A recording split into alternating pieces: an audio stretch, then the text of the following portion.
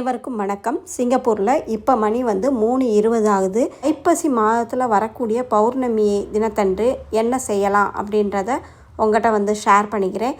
ஐப்பசி மாதம் வரக்கூடிய பௌர்ணமி இன்னைக்கு 4ஆம் தேதி இரவு 9:43க்கு தொடங்கி நாளைக்கு இரவு 7:27 வரை இருக்குது.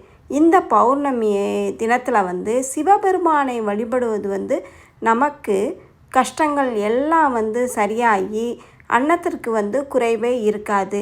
இந்த ஐப்பசி பௌர்ணமி தினத்தன்று சிவபெருமானுக்கு வந்து கோயிலில் அன்னாபிஷேகம் வந்து செய்வாங்க. இந்த அன்னாபிஷேக நாளில் சிவபெருமானை வந்து அபிஷேக குளத்தில் நம்ம தரிசனம் செய்யணும்.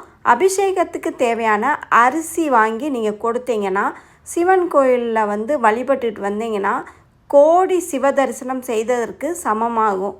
அன்னாபிஷேகம் செய்த சாதத்தை வந்து குழந்தை இல்லாதவங்க வாங்கி சாப்பிடுங்க.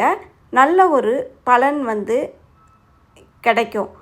இந்த ஐப்பசி பௌர்ணமி வந்து 5ஆம் தேதி புதன்கிழமை வருது.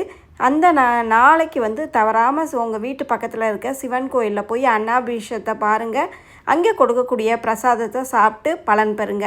இந்த பதிவு பிடிச்சிருந்தால் லைக் கொடுத்துட்டு நம்ம சேனலை மறக்காமல் சப்ஸ்கிரைப் பண்ணி வச்சுக்கோங்க. நன்றி, வணக்கம்.